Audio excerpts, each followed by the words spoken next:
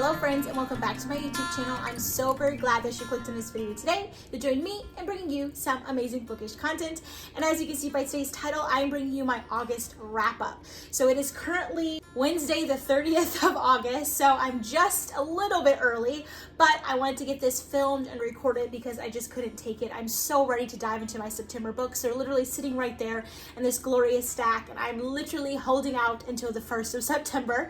But I wanted to wrap up all the books that I read in August. So if you have not seen, I'll be sure to link down below my August TBR. And if I'm not mistaken, which I'm going to check, I only had 4 books. The Silent Cradle by Margaret Cuthbert, James Patterson, The Coast to Coast Murders, Eva Evergreen, The Semi-Magical Witch, and The Personal Librarian by Marie Benedict and Victoria Christopher Murray, on top of also completing 5 other books, nearly finishing one audiobook that has about 45 minutes in it, and then getting 25% done in another audiobook.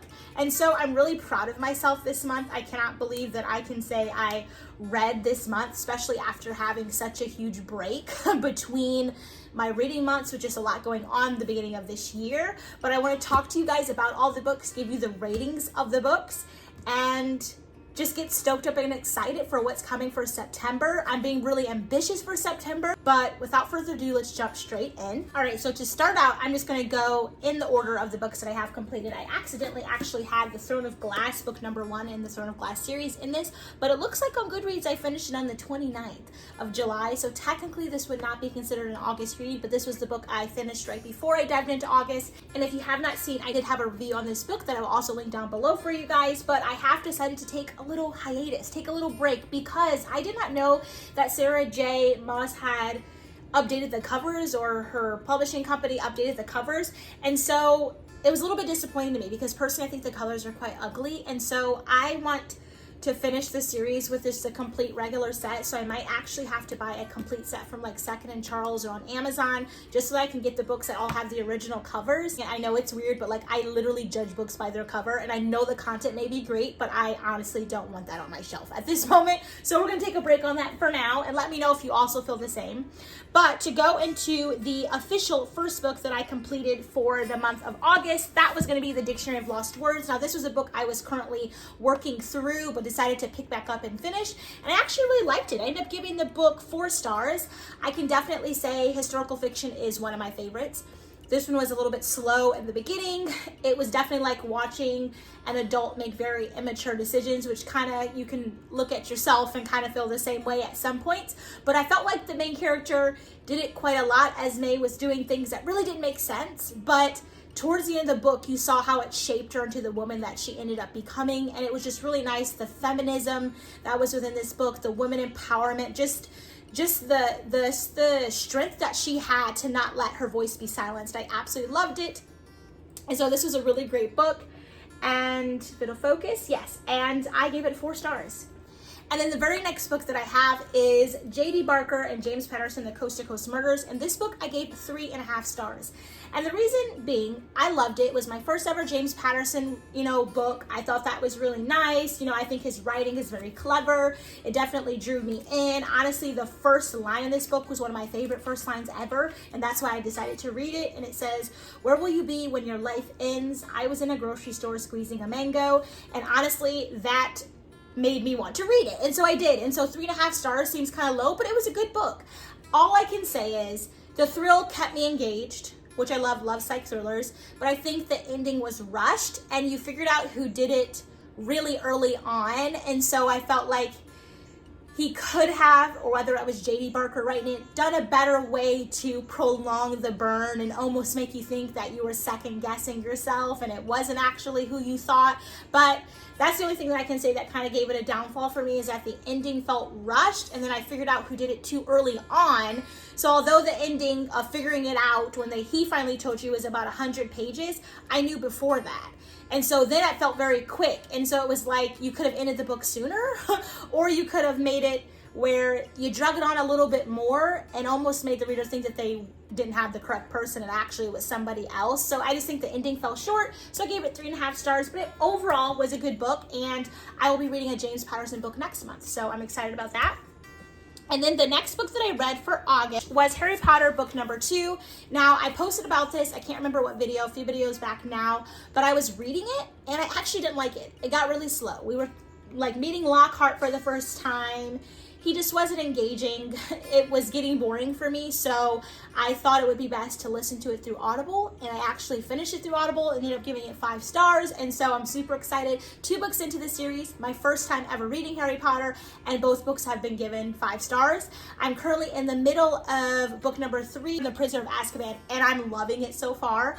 I am 25% within that book. I really wanted to get it done. Hopefully I might be able to get it done before the first, but I'm loving that. I decided to listen to the entire series through Audible now just because the narrator is fantastic. So I'm loving that, and so I think so far the series is pretty high for me.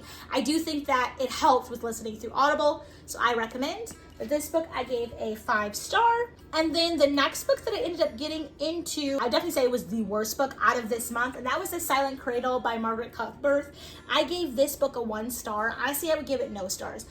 The narrator that I listened to in tandem with this book was terrible. I finished it literally within a day. I think because I was hoping, because it was supposed to be almost thrilling, psychological mystery who's did it, and so I almost pushed through in the hopes that it would get better, and it didn't. It was terrible. I don't really know much to say about it. I don't know. And then I think how it ended at the end, and there was like a young infant involved. I think it was really, it wasn't gory, but it was disgusting. I just didn't like the fact that like the character did that with a, and was having an infant in their hands while they did certain things. And so to me, it just bothered me. And it was a different, like, dark type of way to write. Not very like thrilling, but just like, if there was a person who actually did such an act, it would be just mortifying. So I don't know. I just personally did not like it. If you did, that's great, but it was not meant for me. Then the next book I ended up reading, I also did not like, which was really sad for me, and that was Rounding the Mark by Andrea Camilleri, and I gave this a 2 star. I did read another one of his books in this Montebello series, and that is The Excursion to Tindari, and I loved it. I gave it 5 stars. For whatever reason with this one, I was confused. I felt like the investigator Montebello was going through like a midlife crisis and was really trying to prove himself when he was already proven. I felt like he deviated from what was actually happening in the story to follow like a side plot that I didn't really enjoy. I do feel like he is a very unfaithful man to the person that he's with as well. I think it really showed vibrantly in this book, and I didn't like that. So this really fell short for me. It was a super quick read. How many pages does it have? Like 250 pages. I don't know. It was a bust for me. I do believe this series though has quite a lot of books in it, so I think when I go back to Paper Trail Books, which usually has him, I may or may not pick up another one and see how I feel about it. But I just think this specific story of his investigation, which is the Inspector Montebello Mysteries, this one just wasn't my favorite. Then the next book that I ended up completing was my favorite book so far of 2023. I have a complete review on that I will also link down below, and that was The Woman in the Library. And the reason why I added this in and it wasn't in my original August TBR is because I wanted to do a little thing of reading only mysteries for a week. So I read the Montebello book and this one, and I loved this book. This is literally a 10,000 bajillion star book. I rated it so high. I will link the video down below for you guys, but it was amazing. It follows Hannah, an author, who is writing a story about 4 individuals in the reading room at the Boston Public Library, and a woman screams and she's found dead.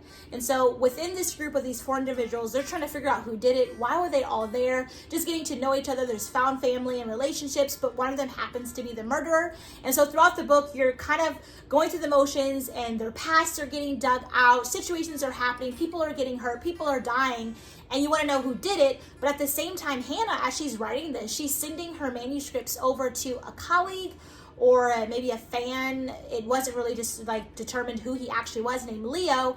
And she's having email chains at the end of each chapter to just discuss her work, getting feedback. He's giving her feedback, she's adding it in. But slowly but surely, these email chains get progressively dark and thrilling and scary, and you're starting to question what's going on. Leo doesn't sound actually like what we thought he did in the beginning. And so you're getting these two stories mixed together into one. And honestly, that was unbelievable. I have a whole review post in this as well on my Instagram. I'll post it on the screen here and link my Instagram down below. Go follow me there. But you guys, it literally is my favorite book so far of 2023. I do have two other books that are like top books of 2023, but this so far is taken #1. But I love this. I cannot recommend it enough. Go get a copy, read it, and tell me what you think. You're gonna love it.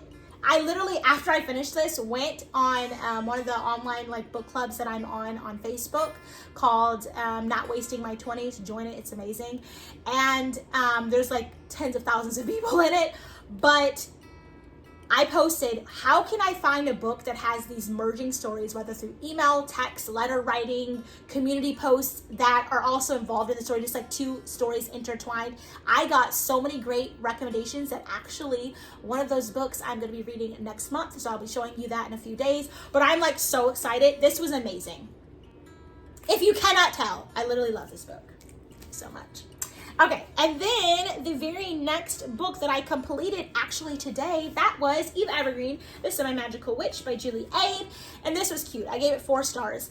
I was really glad I picked this up. I originally wanted to read it because I was getting a little bogged down by book 2 of Harry Potter. I hadn't decided I was going to listen to it through Audible, and then I put back The Land of Stories, book number 2. I'm halfway through, but that got very hunky-dory for me. But I feel like that book and the Harry Potter book is the perfect mixture of this book here. I thought it was amazing. Just the moral message of it all, that even if you have just a little bit of magic, even if you don't know how to do it very well, try and try and try and you'll succeed. And that just really hit home for me. I thought it was so cute and magical. You're getting like the magic from Harry Potter, then you're getting like the fairy tale aspect of the princesses and the kingdom. And so I just really loved it. I think she did a fantastic job. I definitely do want to read book number 2, which is Eva Evergreen and the Cursed Witch.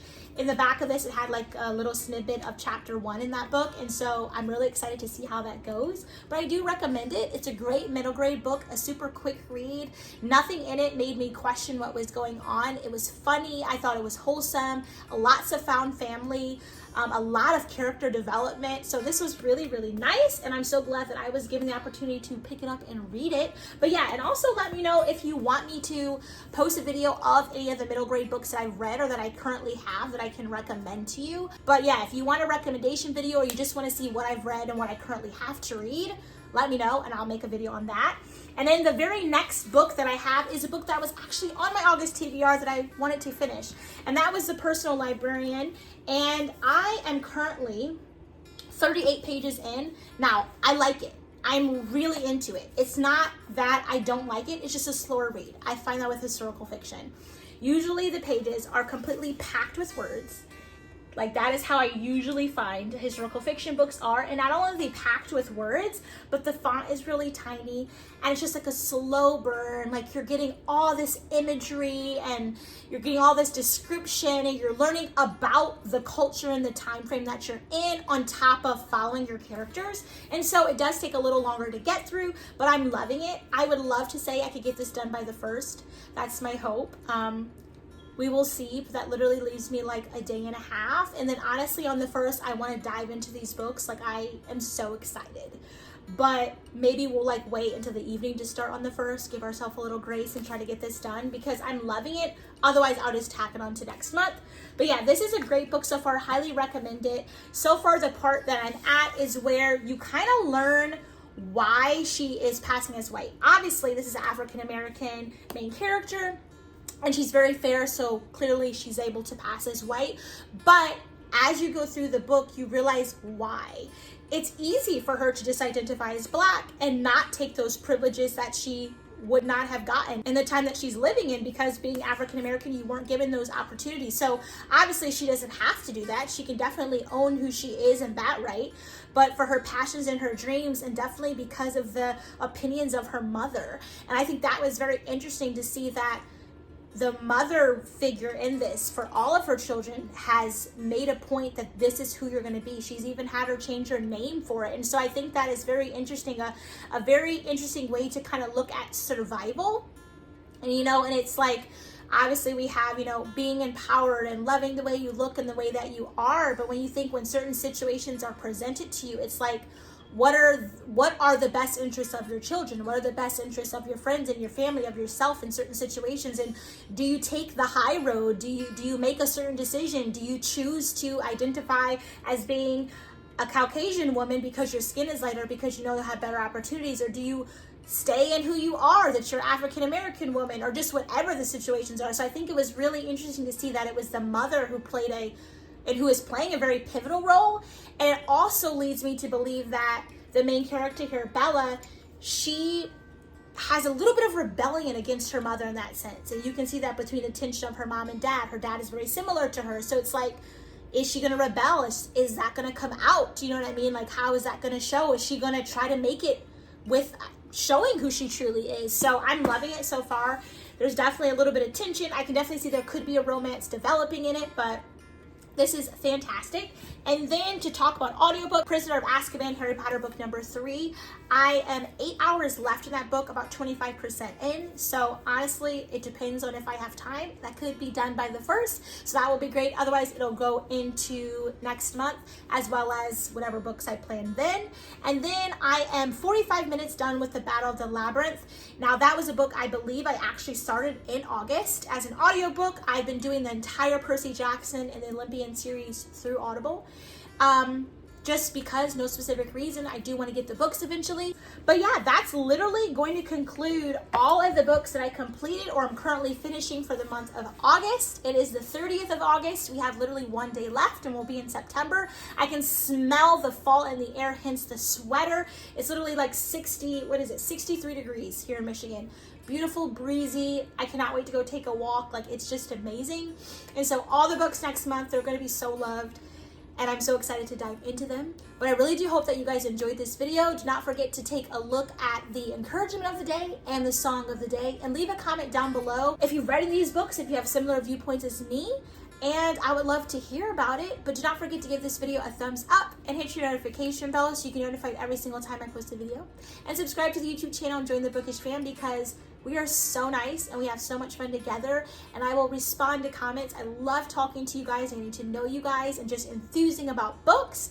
And go follow me on my Instagram, because I will also post a lot of things there so that you can get inside scoop on things that maybe I don't want to necessarily make a video on. But yes, I'm so glad that you watched this video, and I will catch you guys all in my very next one.